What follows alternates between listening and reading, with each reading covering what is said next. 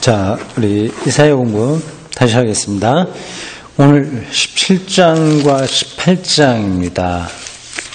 좀 짧아요. 17장이 14절까지 있고 18장이 7절까지 있습니다. 우리가 지난주에 공부한 거는 15장, 16장 여기도 그 이스라엘 주변 나라, 유대의 주변 나라죠. 이게 지금 북 분열, 나라가 나누일 때 기록된 말씀이기 때문에 나라 이름이 조금씩 다릅니다. 북이스라엘이에요. 북쪽은 이스라엘이라고 부르고 남쪽은 유대라고 보통 부릅니다. 북쪽 이스라엘이라고 이름 말고 또 하나 좀 낮춰 부르는 이름이 있다고 그랬죠? 혹시 아세요? 에브라임이라고 합니다. 에브라임은 그 12지파의 하나에 속합니다.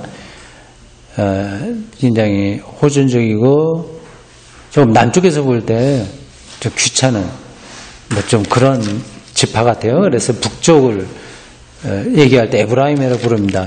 그것에 대한 역사도 많이 있을 텐데 제가 그거는 다 조사하지 못했습니다. 북이스라엘 지파가 10지파가 있었어요. 남쪽은 2지파입니다. 주로는 유대 지파고 나머지 조금 지파가 들어왔는데 이제 북쪽이 훨씬 더 많은 지파로 된 강력한 나라였습니다. 근데 그 주변의 나라에 많이 공격을 당했어요. 북쪽이 공격을 더 많이 받았습니다. 왜냐하면 그 제국들이 다 북쪽에 있었기 때문에 그렇습니다. 그 아시리아라든지 뭐 바벨론은 나오기 전에 북이스라엘은 망했습니다만, 근데 되게 그쪽에 큰 나라들이 있어서 북이스라엘의 공격을 많이 받았습니다. 받으니까 10지파가 있었다고 하더라도 어떤 때는 5지파만 남고 많은 지파들이 막 이렇게 공격당해서 막 이렇게 흩어지기도 하고 그랬습니다. 그러면 에브라임 지파가 거의 마지막까지 그 나라를 지킨 게 아닐까 그렇게 추측이 됩니다. 이건 100% 정확한 건 아니에요. 그러니까 북쪽을 에브라임이라고 이렇게 부른 거 보니 이렇게 남쪽하고 끝까지 대적한 나라가 북이스라엘에서 에브라임 지파가 아니냐 이렇게 추정을 하는 겁니다. 근데 그 당시 같은 나라죠. 유다하고 북이스라엘 같은 나라인데 그런데도 서로 적대적이었습니다. 오늘 우리가 보는 말씀 구절에는 북이스라엘 이게 에브라임이에요. 에브라임하고 다른 나라가 다메섹이죠. 다메섹이 암몬인가? 뭐 나라들이 서로 연합을 해서 남유다하고 싸우고 뭐 그런 걸 배경으로 하는 것으로 보입니다. 이게 굉장히 복잡한 그 당시에 정치적인 배경이 있는데 뭐 그거는 우리가 다 따라가기는 힘듭니다. 지난주에 우리가 공부한 데 보면 그 주변 다른 나라들에 대한 이사야의 심판, 하나님의 심판이 임한다는 이사야의 선포였습니다. 15장 보면 모압이 나오고요. 예, 모압이죠. 그렇습니다.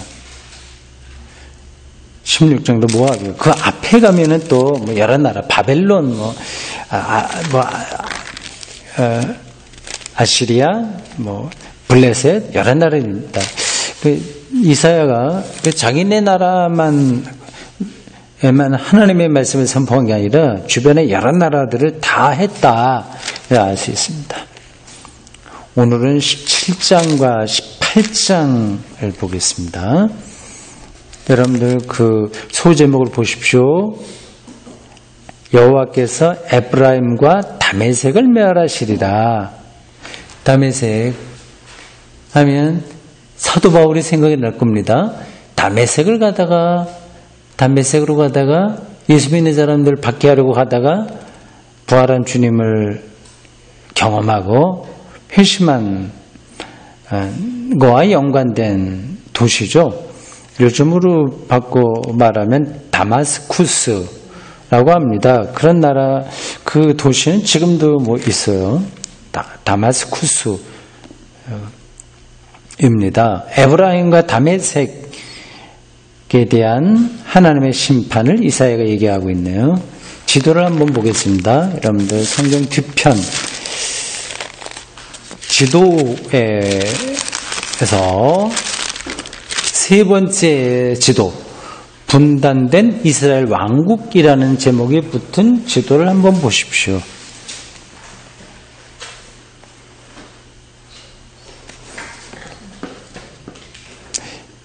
이사야가 활동할 때가 이 남북이 이렇게 분열될 때입니다.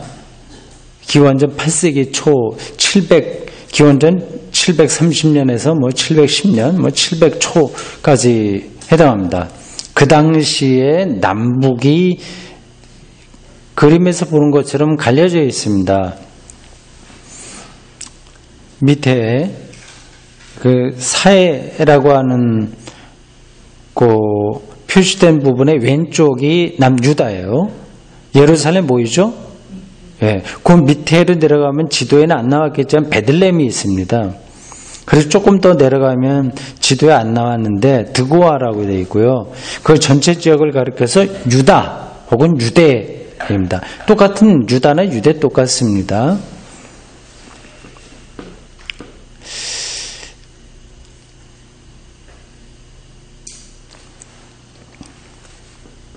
자, 그리고 그 점선 찍어서 점선이 돼서 왼쪽으로 보면 블레셋이 있습니다.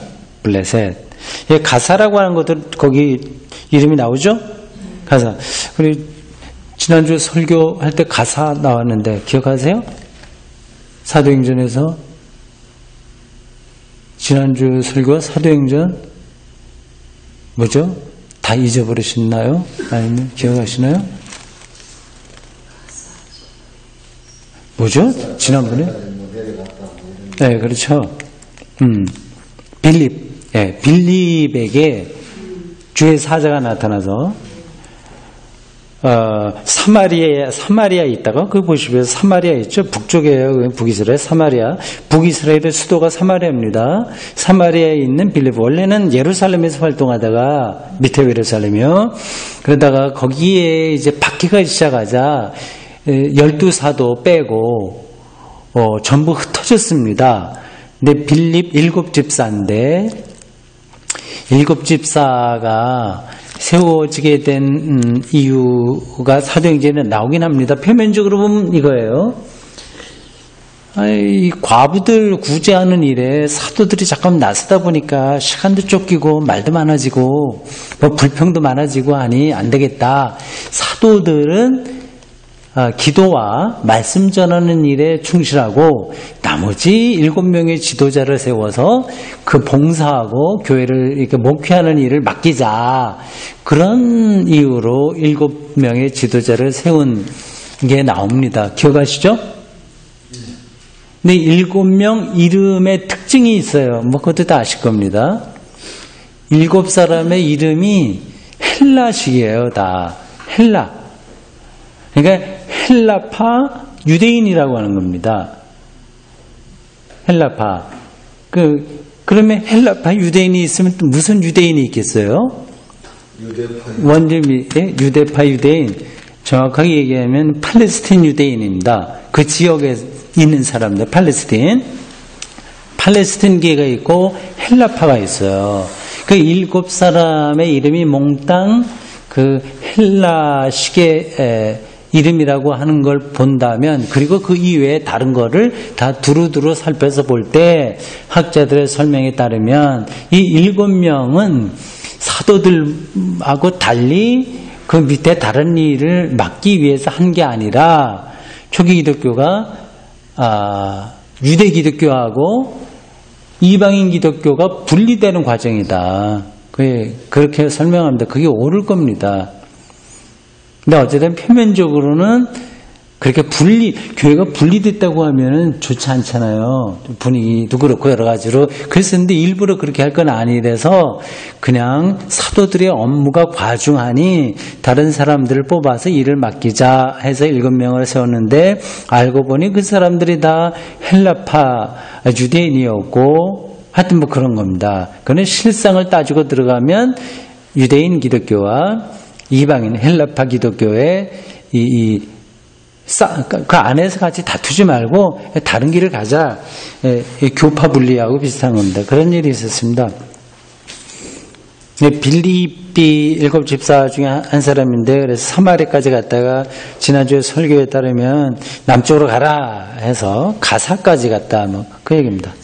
블레셋 쪽이에요. 북쪽 점선 다시 보십시오. 점선. 이렇게 그래서 바로 위에 가면 베델이 있고 길갈 이런 게 있어요. 이게 다 성지입니다. 북에 성소가 있던 곳이고요. 거기에 에브라임이라고 적었죠. 에브라임.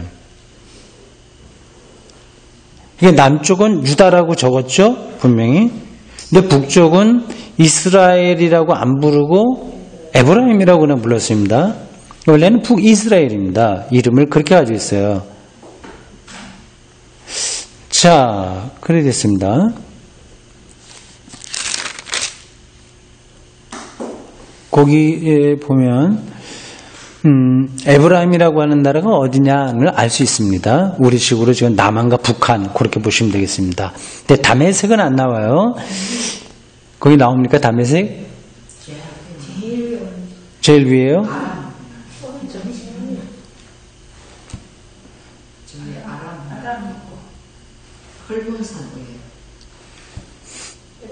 헬몬산.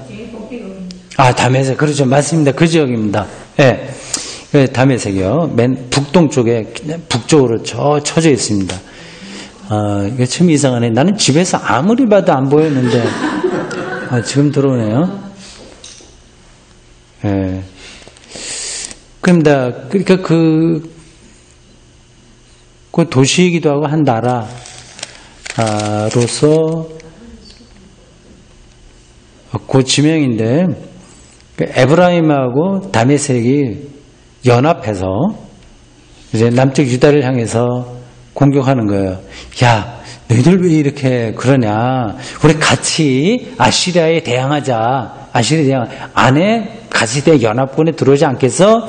그럼 내가 너희들 공격할 거야. 하여튼 그렇게 복잡한 게 뭐 있었습니다. 옛날이나 지금이나 국가 간의 상은 그래요. 서로 연합하다가 마음에 안 맞으면 적이 되고 뭐 그렇습니다.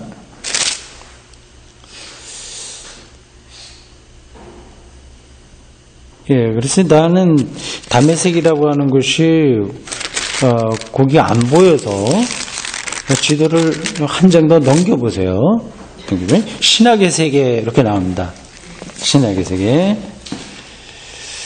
신학의 세계에 보면 지중해가 있고 이건 좀 크게 그 나라들을 표현한 겁니다. 지중해가 딱 가운데 있고요. 이탈리아가 왼쪽 이렇게 반도로 있고 그 다음에 그리스가 있고 그 다음에 터키 지역이 있고 여기에 소아시아라고 하는 데입니다. 요한계시록에 나오는 7교회가 여기 다 있습니다. 여기 이제 다메섹이 딱 보이더라고요. 오른쪽에 가면 밑에 예루살렘, 가이사랴. 이 가이사랴라고 하는 건 해변에 있는 겁니다. 이 가이사랴라고 하는 이름에서 아시듯이 이게 로마의 직할 그 지명입니다. 여기에 총독이 로마에서 파송한 총독이 여기 주둔하고 있었습니다. 예루살렘에는 주둔하지 않았어요. 예수님이 첩보당할 때 뭐 빌라도 총독에게 재판받았다는 이야기 나오지 않습니까? 그 총독이 거기 상주한 게 아니에요. 어떤 절기 때 성지 순례하기 위해서 많은 사람들이 모이니 질서를 치안을 유지하기 위해서 임시로 와 있는 겁니다. 그때 재판을 예수님이 빌라도 총독에게 받았고요. 보통 때에는 가이사르에 있습니다. 가이사르라고 하는 이름이 케사르, 카이저 하는 로마 왕의 이름이거든요.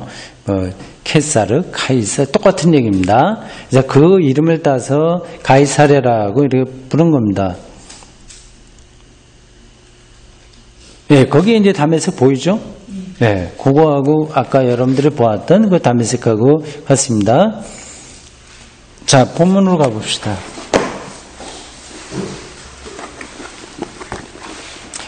우리는 정말 옛날 그 팔레스틴 그 근처에서 벌어졌던 이야기를 배경으로 하는 한 선지자의 글을 읽고 있습니다. 정말 까마득한 이야기예요.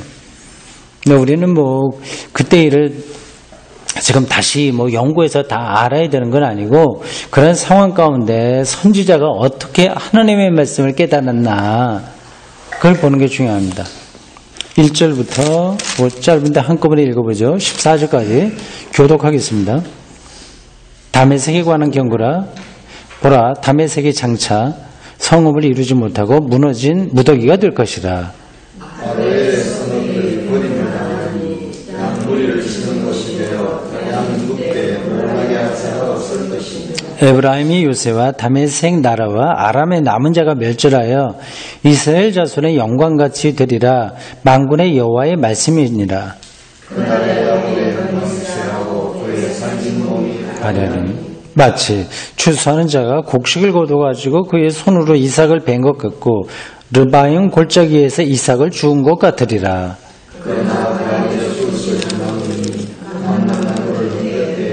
높은 그 꼭대기에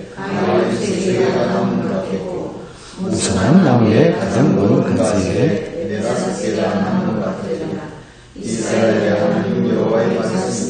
그날에 사람이 자기를 지으신 이를 바라보겠으며 그의 눈이 이스라엘의 거룩하신 이를 뵙겠고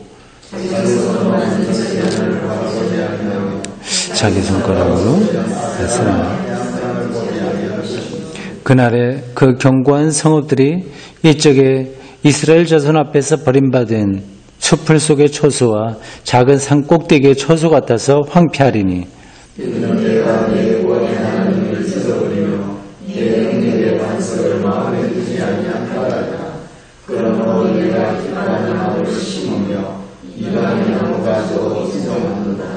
네가 심는 날에 울타리를 두르고 아침에 네 씨가 잘 발육하도록 하였으나 근심과 심한 슬픔의 날에 농작물이 없어지리라.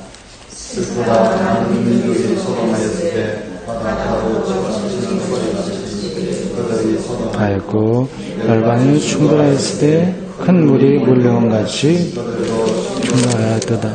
열방이 충돌하기를 많은 물이 몰려온 것 같이 하나 주께서 그들을 꾸짖으시리니 그들이 멀리 도망하며 산에서 겨가 바람 앞에 흩어진 것 같겠고 폭풍 앞에 떠도는 티끌 같을 것이라.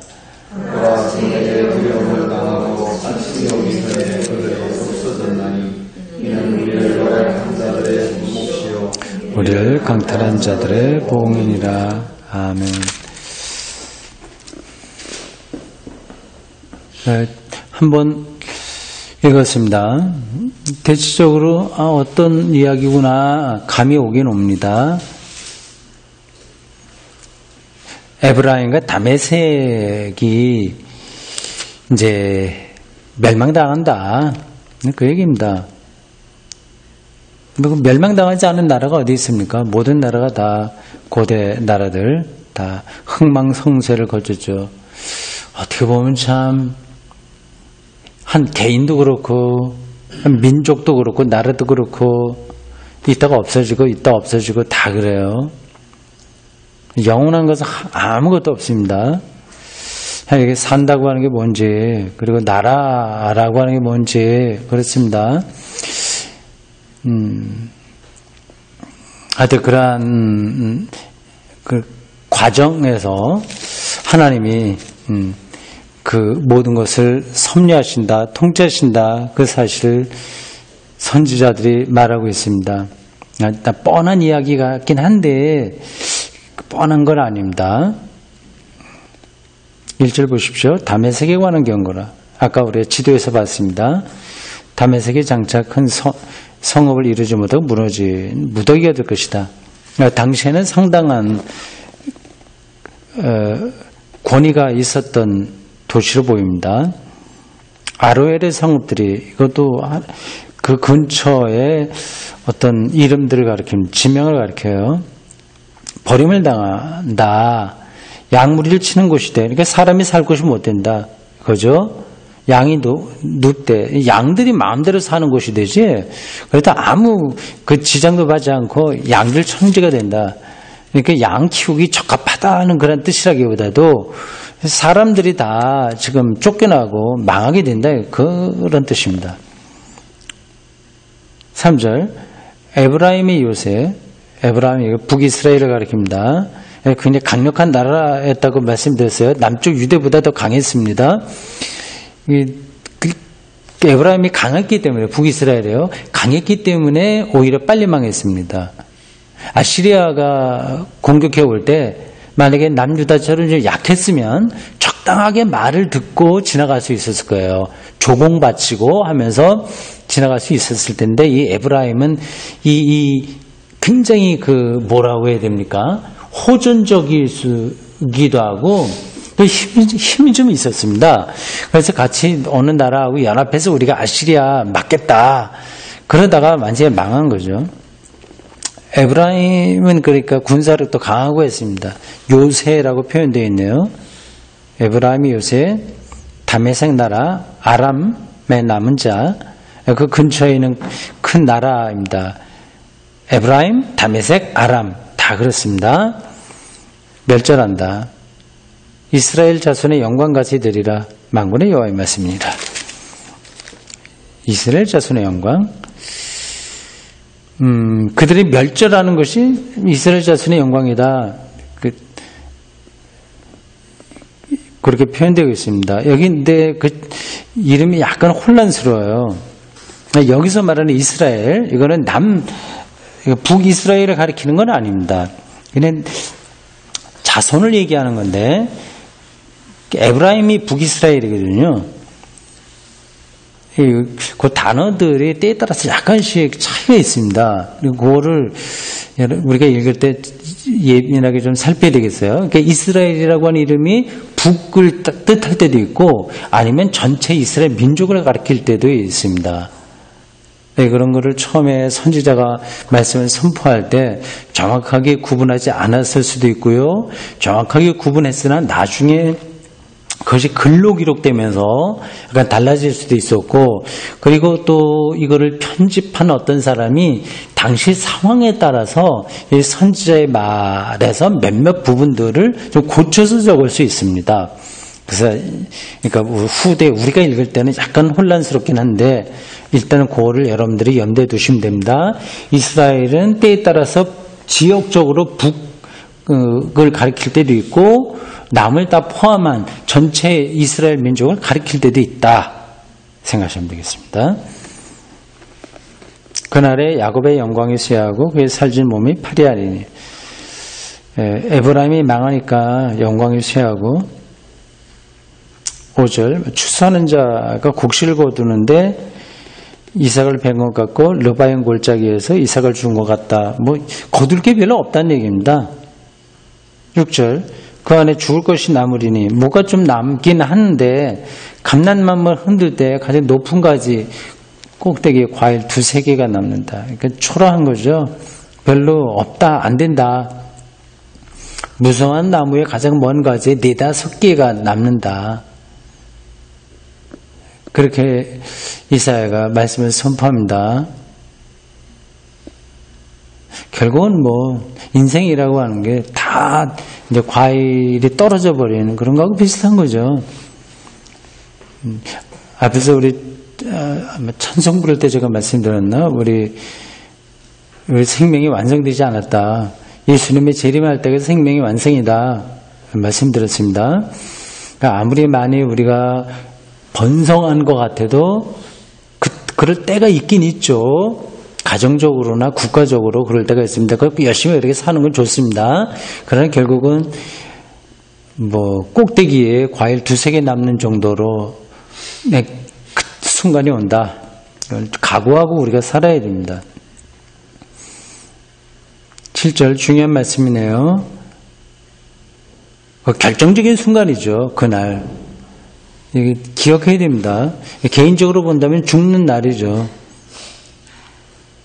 그 날에 사람이 자기를 지으신 일을 바라보겠고, 그때서야, 그 전에는 자기가 잘났으니까, 내가 뭐 하는 게 있으니까, 정신이 다 팔려서, 아까 어거스틴 기도문에 읽었듯이 세상의 짐에 우리가 눌려 있어서 뭣도 모르는 거예요. 그냥 정신이 완전히 팔려 있는데, 그날이 되면, 그 순간이 되면, 결정적인 카이로스가 되면, 사람이 모든 걸 이제 떠나야 되니까, 지으신 자를 바라보겠고, 그의 눈이 이스라엘 거룩하신 이를 뵙겠다. 그런 때가 바로 지금 오기 전에라도 이런 자세로 살아야 된다. 그 말씀 아니겠습니까? 8절 자기 손으로 만든 제단을 바라보지 않는다. 우상의 제단이죠. 그런데 아세라나 태양상을 보지 않는다. 이게 다 제단입니다. 제단을 만들어놔야 사람의 위로를 받습니다. 그 만드는 노력도 거기 들어가니까 기분이 좀 신나기도 하고, 그 멋진 건축물 아니겠어요? 거기서 뭔가 그럴듯하고 그렇죠. 근데 그걸 이제 보지 못하게 된다는 얘기입니다. 이걸 요즘으로 바꾸면 어떤 재물이죠, 재물, 자본 이런 겁니다. 그러니까 고대인들의 어떤 아세라상, 태양상 섬기는 것이 오늘날로 말하면 저금 통장일 수도 있고 은행일 수도 있고 그런 겁니다. 그 당시는 그러니까 이런 게 굉장히 자연스러웠어요. 바알 숭배라고 하지 않습니까? 그게 이상한 게 아니에요, 절대. 다 그거는 세련된 겁니다. 금송아지 만들고 했다고 하지 않습니까? 그건 그럴듯한 거예요. 오늘날 우리가 이렇게 자본에 의해서 이렇게 윤택하게 사는 것이 자연스러웠던 것처럼 옛날도 그렇습니다. 근데 그 날에는 그런 걸 안 본다. 당연하죠. 당연하죠. 자, 10절 보십시오. 이는 네가 네 구원의 하나님을 잊어버리며 내 능력의 반석을 마음에 두지 아니한 까닭이라. 황폐하게 되는 이유가 그렇다고 하는 겁니다. 9절에 나온 거 황폐하리라 그렇게 멸망을 이야기하지 않습니까? 그렇게 되는 거는 구원의 하나님을 잊어버리고 능력의 반석을 마음에 두지 않은 까닭이다.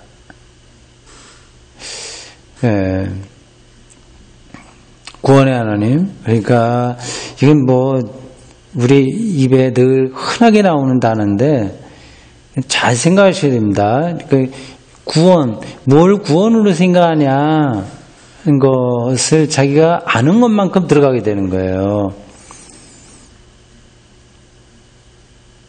근데 이게 안 보이면 아무리 보라고 하더라도 잘 안 됩니다. 예수 그리스도의 구원의 능력이 잘 들어오지 않게 되죠. 그 일상적인 삶에서도 마찬가지입니다. 이상해요. 다 보이는데 왜 저걸 못 볼까 하는 경우가 많이 있습니다. 두 가지를 예를 들면 이렇습니다. 하나는 그냥 정치적인 얘기예요. 태극기 부대 이런 분들 있지 않습니까? 기독교인들도 거기에 많이 가는데 왜 이렇게 이 한민족의 역사 그리고 새로운 그런 것에 대해서 좀 정확하게 봐야 되는데 못 보잖아요. 꼭 태극기 부대만 얘기하는 건 아닙니다. 하여튼 거기에 딱 묶여버리면 안 돼요. 보이지가 않습니다. 참 이상해요. 내 구원의 하나님을 잊어버린다. 아무리 구원의 하나님을 보라고 하더라도 보이지 않습니다. 하나의 예고 또 하나는 우리 딸들이 집에 있을 때 늘 그런 이야기 하던 거에 들어오는 건데 밥을 먹다 얘들아 창문 밖에 지금 나무 있는데 한번 봐라. 아무리 그 얘기를 하더라도 안 보이는 것 같습니다. 뭐라고 하더라도. 눈에 보이긴 하겠죠. 그러나 그게 안 들어오는 거죠, 마음에. 기독교 신앙도 그렇습니다. 하나님의 구원, 이게, 난 알고 있어. 그렇지 않습니다. 그는 우리 딸들이 그 창문 밖에 나무를 봐라 그래서 보긴 보는데 마음에 안 들어오는 것처럼 하나님의 구원도 낱말로서는 들어오는데 실질적인 것으로는 안 들어올 수 있어요. 10절 후반절 보십시오. 그러니까 어떻게 하냐 이 사람들이 네가 기뻐하는 나무를 심으며 이방인 나무가지도 이종하는 데다. 그러니까 혼합주의에 떨어지는 거죠. 혼합. 이것도 저것도 좋고 그러니까 하나님의 구원의 능력보다는 다른 것과 뒤섞어서 살아가는 겁니다. 이게 가장 편한 생활이에요. 그리고 어떻게 보면 또 세련될 수도 있습니다. 12절부터는 열방들이 다 서로 소동하고 충돌하고 하는 게 나오고 있습니다. 슬프다 많은 민족이 소동하였을 때 바다 파도가 치는 소리같이 그들의 소동하였고 열방이 충돌하였을 때 큰 물이 몰려온 같이 그들도 충돌하였도다. 쭉 그런 얘기가 나옵니다. 이렇게 간단하게 기록되고 있긴 하지만 그 당시로 돌아가면 많은 일들이 있었을 겁니다. 에브라임, 다메섹, 그리고 아람, 그리고 더 큰 나라 아시리아, 그러한 주변의 나라들과 얽히고 설킨 요란한 일들이 얼마나 많았겠습니까? 그 남쪽에는 이집트가 있죠. 이제 복잡하게 돌아가는 그 국제 질서 속에서 정신없이 살아갔겠죠. 어떻게 하면 우리가 좀 괜찮게 사나 그러한 생각들을 얼마나 많이 했겠습니까? 그래서 이집트라든지 아시리아의 그 잘 사는 나라, 큰 나라의 문명을 받아들이고 그리고 그쪽에서 섬기는 태양신 받아들이고 그런 거 하자. 우리가 하나님을 섬기긴 하되 현실적으로 우리 좀 잘 살아야 되지 않냐 해서 그런 걸 다 받아들이는 거 비슷한 겁니다. 지금도 다 그렇게 우리가 가고 있지 않습니까? 14절 마지막 절 이렇습니다. 보라 저녁에 두려움을 당하고 아침이 오기 전에 그들이 없어졌나니. 참 날카로운 지적입니다. 두려움을 당하고 그 자기들이 노력했던 모든 것들이 아무것도 아니라고 하는 것을 깨닫게 되니 두려운 거죠. 그래 아침이 오기 전에 그들이 없어졌다. 이건 문학적인 과장법이죠. 아침이 오기 전에 없어졌다. 이걸 우리가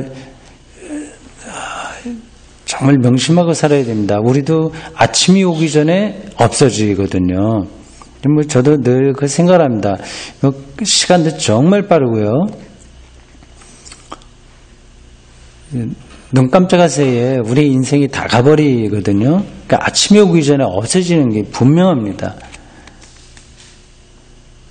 이는 우리를 노력한 자들의 몫이요 우리를 강탈한 자들의 보응이니라. 이 이사야가 그 당시에 정치적인 걸 쓰긴 했으나 그 정치적인 것 자체가 중요한 게 아니라 그 과정을 통해서 뭐가 삶의 중심이냐를 말했는가 하는 걸 아는 게 중요한 거죠. 여기 오늘 이 9절 참 중요했습니다. 저녁에 두려움을 당하고 아침이 오기 전에 그들 없어졌다. 꼭 기억해야 될 말씀이네요.